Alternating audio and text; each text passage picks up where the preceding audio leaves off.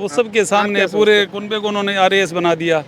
कहीं पहले वो प्रायोरिटी में थे ही नहीं। हनुमान जी बेनीवाल अपना मतलब बैकग्राउंड अच्छा कर रहे हैं यहाँ, ताकि आगे भविष्य में उनके काम आए। नेता तो अच्छे ही हैं, युवा वर्ग उनके साथ है, लेकिन वो वही बात है, सारी कौम को साथ लेकर चलना चाहिए। वो मैं जो इन दिनों उनकी सभाओं को देख रहा हूँ तो ऐसा लग रहा है कि सर्व समाज उनके साथ नहीं है, सिर्फ एक जातिवाद के हिसाब से वो शायद जैसे जातिवाद के हिसाब से कौम उनके साथ है, और वो खुद भी खुल के सामने नहीं आ रहे हैं। वो बोल नहीं रहे हैं कि भाई सर्व समाज को मैं साथ में लेकर चलूंगा।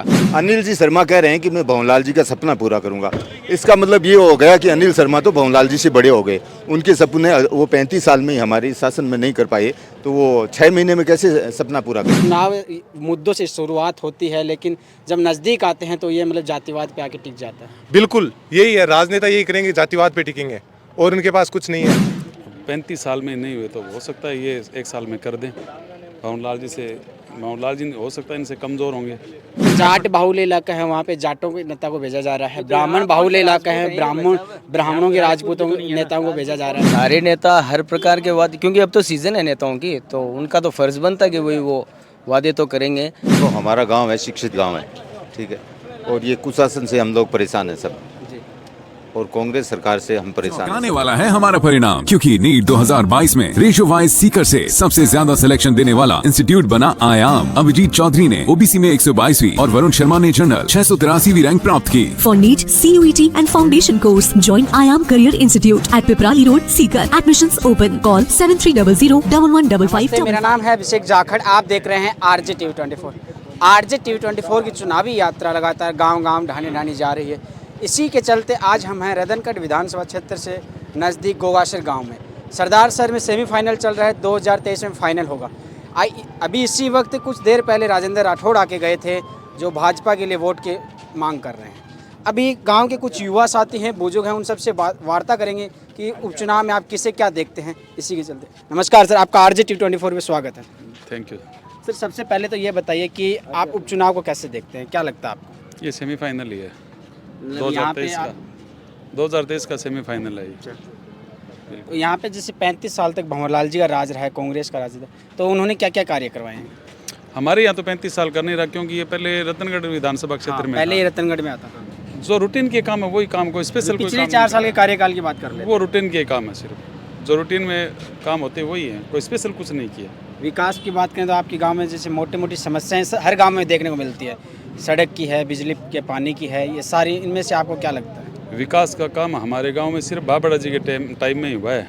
बाकी तो आजकल तो वो सिस्टम हो गया ना कि रोड ये खुरा बन रहा है तो 500 मीटर हर ग्राम पंचायत में है, वही सिस्टम है, उसमें कोई फ़र्क नहीं। विकास यदि हुआ है तो सिर्फ बीजेपी के राज में बाबड़ा जी के टाइम में हुआ। भंवरलाल जी के टाइम पे? भंवरलाल जी के टाइम में वही रूटीन के काम है। अच्छा, तो भंवरलाल जी के जो लड़के हैं वो तो कह रहे हैं कि पापा जी के सपने पूरे करने हैं, क्या लगता है आपको? 35 साल में नहीं हुए तो हो सकता है ये 1 साल में कर दें। भंवरलाल जी हो सकता है इनसे कमज़ोर होंगे।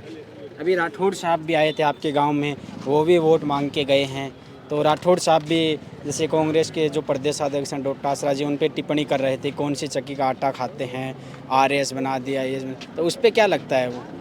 वो आप सबके सामने, आप नहीं जानते क्या? आप बता दीजिए ना। तो वो सबके सामने पूरे कुनबे को उन्होंने RS बना दिया। कहीं पहले वो प्रायोरिटी में थे ही नहीं, वो 1 नंबर से 10 नंबर तक वही थे। कांग्रेस सरकार के कार्य को कैसे देखते हैं आप? जीरो। और कुछ युवा है, आपका वोट पड़ता है? नहीं पड़ता। चलो कोई बात नहीं, फिर भी बता दीजिए, आपने जैसे चुनाव में गांव में माहौल सुनते हैं, आप लोगों से बातचीत करते हैं गांव में, आपके बुजुर्ग हैं वो बताते हैं, तो क्या क्या कहते हैं वो लोग?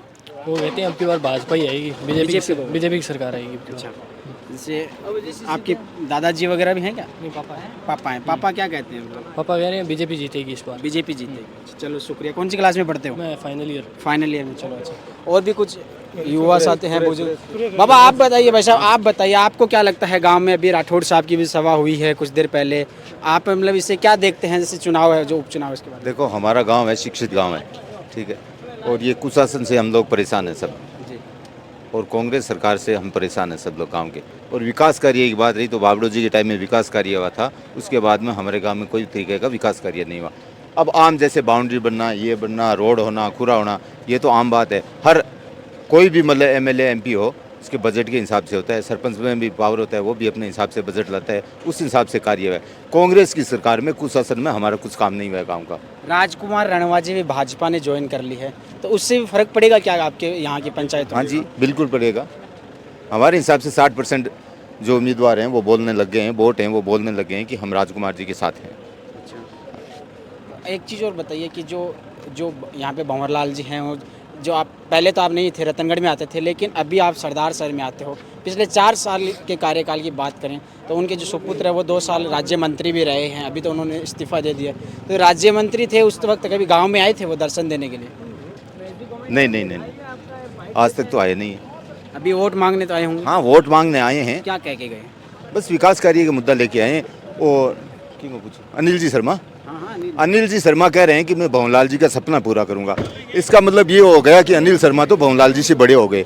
उनके सपने वो 35 साल में ही हमारे शासन में नहीं कर पाए, तो वो 6 महीने में कैसे सपना पूरा करेंगे? इस बात का हमें भी मतलब विश्वास नहीं हो रहा है ना। अपने पापा का सपना वो कैसे पूरे करेगा? वो 35 साल में, इसका मतलब उसके पापा से वो अनिल जी बड़े हो गए, तो अपने पापा का सपना अनिल जी पूरा करने के लिए मैदान में उतरे हैं। मोटी मोटी समस्याएं क्या लगती है आपको? काम देखो, हमारे एक तो गांव की पहली मांग है कॉलेज की, ठीक है। बड़ा गांव है आपका? हाँ, बड़ा गांव कितने है। वोट हैं? वोट कितने हैं? 3300 वोट हैं। 3300 वोट हैं प्लस आसपास की पंचायतें हैं हमारे। तो हमारे सब गांव वालों का एक ही मांग है कि पहला मुख्य मुद्दा हमारा एक ही होगा कि कॉलेज हमारे गांव में, बच्चों के लिए शिक्षा के लिए हमें कॉलेज चाहिए। मुख्य मुद्दा यही है। आपको क्या लगता है आपके गांव में मुख्य समस्याएं क्या? अभी तो मुख्य समस्या तो ये मेन तो कॉलेज की है, ठीक है। और एक जो लड़कियों के लिए स्कूल अलग से हो। अच्छा, यहाँ स्कूल की बात की है तो यहाँ पे शिक्षा को लेकर कैसा बढ़ावा दिया जाता है? यहाँ शिक्षा को बढ़ावा मिल रहा है, ऐसी बात नहीं है। कुछ लोग कहते हैं कि चूरू जिले में शिक्षा मतलब बैकवर्ड में रहता है। नहीं, हमारा गांव वैसे नहीं है, लेकिन लड़कियों के लिए होनी चाहिए अलग से। यहाँ पे जो स्कूल है वो कौन सी जगह है? लड़कियों के लिए अलग 8वीं तक है। नहीं, वैसे कॉमन के बता। 12वीं है, सीनियर है। हाँ, स्टाफ पूरा है? हाँ, स्टाफ पूरा है, टीचर्स पूरे हैं? पूरे हैं टीचर्स। अच्छा, और आपको जैसे बात करें, आपके अभी जो राठौड़ साहब आए थे वो भी कांग्रेस पे टिप्पणी कर रहे थे, उसे आप कैसे देखते हैं? एक सिर्फ ये जातिवाद में अभी, क्योंकि हर क्षेत्र में जो नेता है, जहाँ पे बाहुल्य जिसका है वहाँ पे उस नेता को भेजा जा रहा है, तो क्या लगता है ये जातिवाद में चुनाव जैसे मतलब जो मुद्दों से आके यहाँ पे जातिवाद पे तो नहीं आ गया है जैसे चुनाव नज़दीक आ रहे हैं? सर, मुझे नहीं लग रहा है कि ये चुनाव जातिवाद पे आ गया, क्योंकि यहाँ 2 दिन पहले राजेंद्र जी पारिक भी आए थे। वो हमारे ही नेता हैं, हमारे समाज के हिसाब से देखें तो उनकी भीड़ यहाँ इकट्ठी नहीं हुई। 25 लोग गिनती से नहीं मिले यहाँ, ठीक है। हमको बहुत ऐसा शर्म महसूस कर रहे थे हम लोग।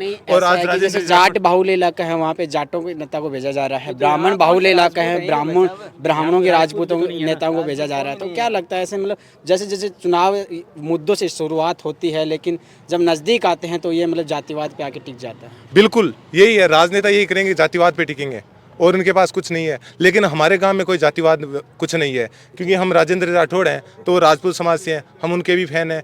और यहाँ सबसे ज़्यादा प्रभावित कोई नेता करता है तो राजकुमार जी रणवा, वो बहुत प्रभावित करते हैं। क्या मानते हैं राजकुमार रणवा की यहाँ पे भूमिका? बहुत ज़्यादा भूमिका है, युवा बहुत प्रभावित हैं, बहुत ज़्यादा। यहाँ अभी जैसे रणवा जी आए हैं तो यहाँ 70% वोट भाजपा के पक्ष में गिरने की आशंका लग रही है। पहले ये ऐड करने नहीं थी कि मतलब किसको नहीं, पहले ऐसा नहीं होता। पहले यहाँ कांग्रेस आगे रही है दोनों बार, लेकिन अब की बार बीजेपी रहेगी। वो राजकुमार जी रणवा को ही अच्छा है कि भाई साहब, आपको क्या लगता है? आप बताइए, आप बोलिए सर। आपके गांव में जैसे मुख्य समस्याएं, जैसे कुछ एक तो कॉलेज की बताई इन्होंने, इसके अलावा जैसे यहाँ पे नेता हैं वो क्या क्या वादे करके जाते हैं? देखिए, सारे नेता हर प्रकार के वादे, क्योंकि अब तो सीज़न है नेताओं की, तो उनका तो फ़र्ज़ बनता है कि वही वो वादे तो करेंगे। लेकिन हमारे गांव की समस्या कॉलेज की तो पहले है, जो बताई दी पूर्व भाई ने, और उसके बाद हॉस्पिटल बन रही है हमारे यहाँ, CHC बन रही है, तो CHC में भी अच्छा स्टाफ आए। हम ये उम्मीद करते हैं भी गायकोनोलॉजिस्ट आए, लेडीज़ डॉक्टर भी अच्छे आए, तो हमारे गांव और आसपास के गांव को सुविधा मिले। टक्कर किसकी मानते हैं? टक्कर तो बीजेपी और कांग्रेस की है। हनुमान बेनीवाल के आने से जो त्रिकोणीय मुकाबला हो गया वो नहीं लगता क्या आपको? देखिए, त्रिकोणीय मुकाबला वैसे वो अपनी तरफ से कोशिश कर रहे हैं, अच्छी बात है। आगामी चुनाव में उनको फ़ायदा ज़रूर शायद मिल सकता है, लेकिन इस बार कोई फ़ायदा नहीं है। हनुमान बेनीवाल तो कह रहे हैं कि भाजपा नहीं, कुछ लोग तो कह रहे हैं कि हनुमान बेनीवाल भाजपा के वोट काटेगा। नहीं, ऐसी उनकी सोच होगी, लेकिन भाजपा के वोट नहीं काटेंगे। हनुमान जी बेनीवाल अपना मतलब बैकग्राउंड अच्छा कर रहे हैं यहाँ, ताकि आगे भविष्य में उनके काम आए। हनुमान बेनीवाल नेता कैसे हैं, मतलब क्योंकि वो गांव में जा रहे हैं, आपने सभाएं देखी होगी, तो इतनी भीड़ इकट्ठा हो रही है, क्या लगता है आपको? नेता तो अच्छे ही हैं, युवा वर्ग उनके साथ है, लेकिन वो वही बात है, सारी कौम को साथ लेकर चलना चाहिए। वो मैं जो इन दिनों उनकी सभाओं को देख रहा हूँ तो ऐसा लग रहा है कि सर्व समाज उनके साथ नहीं है, सिर्फ एक जातिवाद के हिसाब से वो शायद, जैसे जाटवाद जातिवाद के हिसाब से कौम उनके साथ है, और वो खुद भी खुल के सामने नहीं आ रहे हैं। वो बोल नहीं रहे हैं कि भाई सर्व समाज को मैं साथ में लेकर चलूँगा। ऐसा कोई विशेष प्रभाव हमारे यहाँ तो है कभी नहीं। सुना है जातिवाद का भी, जैसे पिछले दिनों में भाषणों में? बिल्कुल सुना है, उनके साथ हम लोग देखते ही हैं। कोई ब्राह्मण या कोई बनिया या कोई राजपूत, ऐसा संगठन हमने तो उनके साथ देखा नहीं है आज तक। जी शुक्रिया। आपको क्या लगता है भाई साहब, आपने जैसे ये जातिवाद की बात करें तो ये चुनाव में जातिवाद पे आके टिक जाएगा? देखो हमारे गांव में कोई जातिवाद नहीं है। आपके गांव की बात नहीं कर रहा हूँ मैं, सरदार सर की, क्योंकि आप सरदार सर विधानसभा क्षेत्र में आते हो ना, इसलिए। वहाँ का तो कुछ नहीं कह सकते, बाकी आप बताइए, आप युवा हो भाई, आपको क्या लगता है किस बारे में सर? जातिवाद पे नहीं आगे टिक जाएगा चुनाव? नहीं, जातिवाद का कोई फैक्ट्री नहीं है चुनाव में। और जातिवाद जो सोच रहे हैं ये नेता लोग, यही माहौल बना रहे हैं कि ये वो मेरे साथ है, वो मेरे साथ है, वो गांव उस जाति का है, उस जाति, ऐसा कोई प्रभाव नहीं है। अभी जैसे आप आज ही देख रहे हैं, यहाँ राठौड़ साहब आए हैं, यहाँ राजपूत का कोई घर नहीं है, उनका मान सम्मान, भीड़ आपने देखी, तो वैसी जातिवाद की कोई बात ही नहीं है यहाँ पे। जी शुक्रिया। तो ये थे हमारे साथ गोगासर के कुछ युवा साथी और यहाँ के लोगों से बात की। लेकिन आप जुड़े रहिए RJ-TV24 पे। RJ-TV24 पे सरदार सर की जो चुनावी यात्रा है वो हर समय आपको देते रहेंगे। बहरहाल इतना ही। जय हिंद, जय राजस्थान।